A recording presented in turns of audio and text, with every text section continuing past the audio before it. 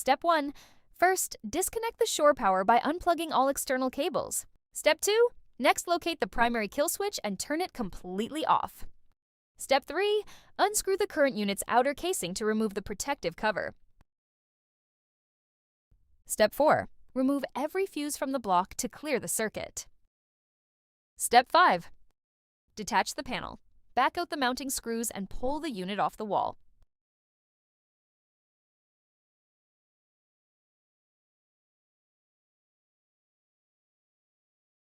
Step 6. Extract the harness. Carefully ease the wiring bundle out from the wall opening. Step 7. Peel the tape. Strip away the old tape to free the wires for the new connection.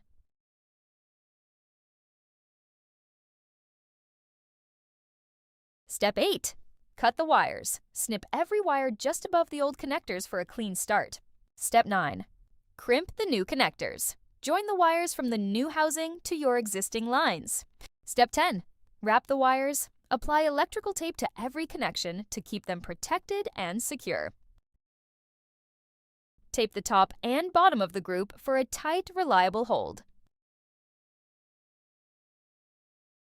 Step 12. Tuck the wires. Feed the harness back into the wall opening until it is flush. Step 13. Mount the panel. Screw the new housing firmly back into place.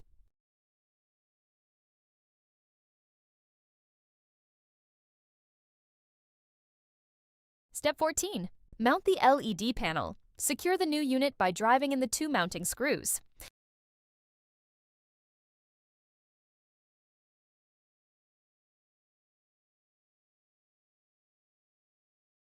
Step 15. Test the fuses. Check every fuse with a meter to ensure perfect connectivity.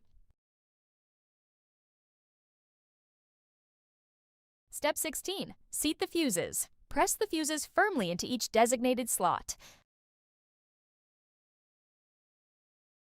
Step 17. Restore power. Flip the main switch on the panel to bring the system back online. Like the video and subscribe for more.